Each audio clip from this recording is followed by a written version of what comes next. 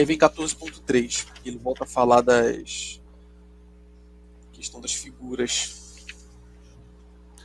Eu destaquei o seguinte: assim dava ao povo as leis relativas à construção do tabernáculo e à edificação do templo, às escolhas dos levitas, aos sacrifícios e oblações, às purificações e a todo o serviço do culto. Ele próprio não precisava de nada disso.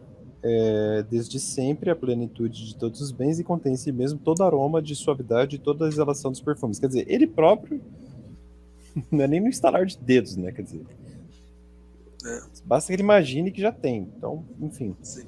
Por que ele faria alguém para ganhar isso? De forma imanental ainda, né? Menor, enfim.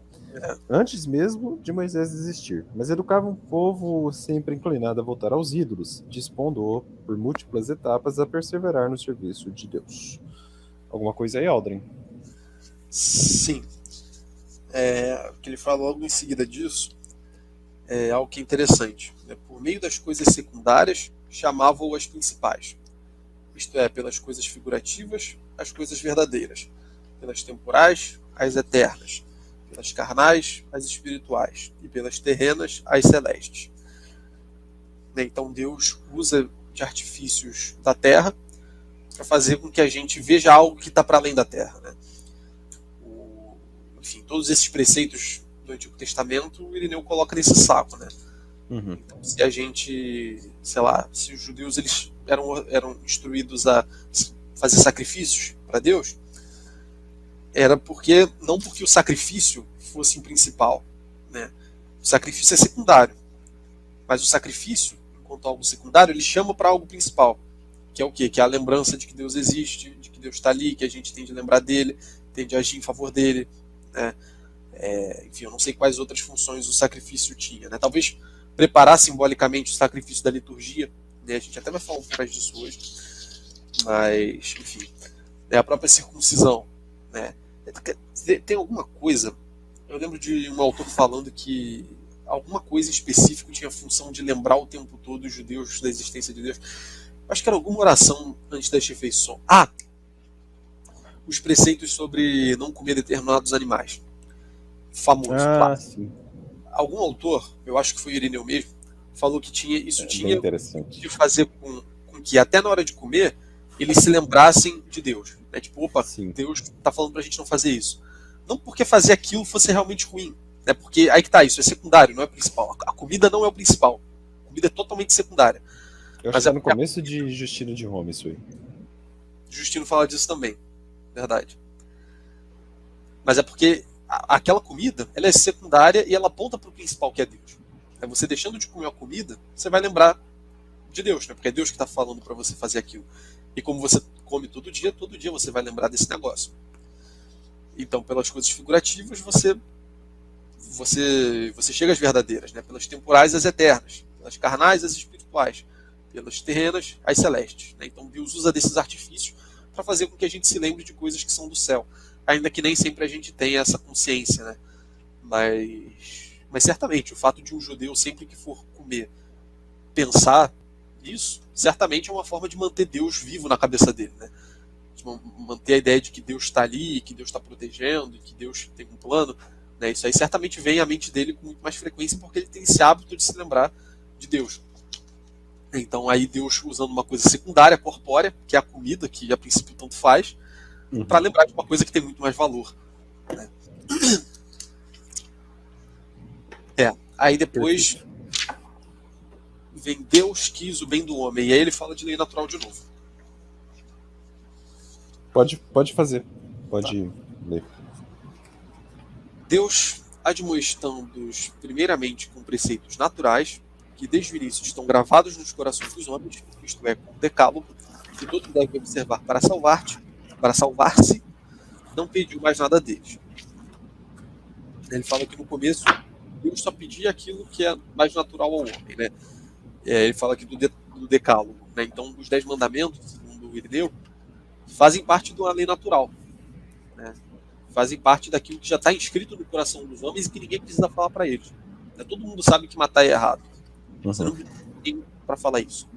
Só que Deus foi lá e revelou para mostrar, não, esse aqui mesmo continua nesse caminho.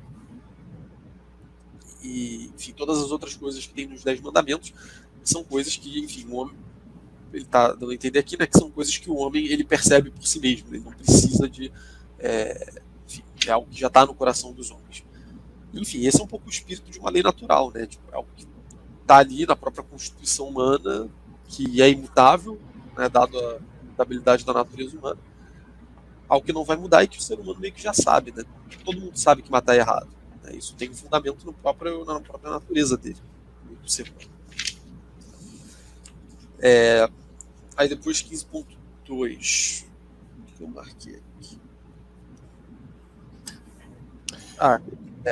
Tem alguma coisa ali no 15.2? Não, só o comecinho. E não somente isto, ou seja, isso que você comentou, né?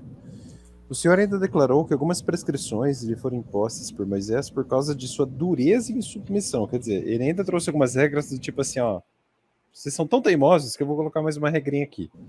Sim. Quando lhe perguntaram por que Moisés prescreveu dar o libelo de repúdio e deixar a mulher, ele disse então, ele vô-lo permitiu por causa da dureza do vosso coração, mas no princípio não se fazia assim. Quer dizer, ele até trouxe um temperamento ali, porque ele sabia que Sim. ia dar algum momento alguém desobedecer, desconfiar, enfim. Isso é bem parecido com a relação de lei natural e lei positiva, porque assim, no começo ele falou da lei natural, está no coração dos homens, que Deus revelou nos 10 mandamentos.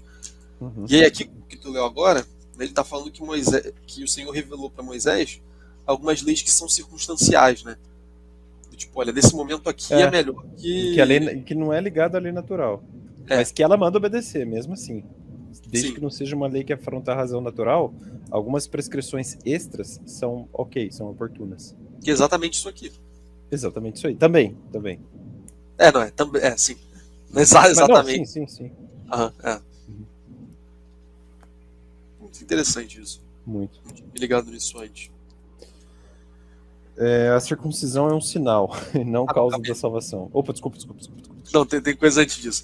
Mas quando chegar nessa parte da circuncisão, fica umas boas páginas sem marcar quase nada, assim. É que eu lembrei muito do Justino. Pois é. Mas aí a gente já viu isso tanto.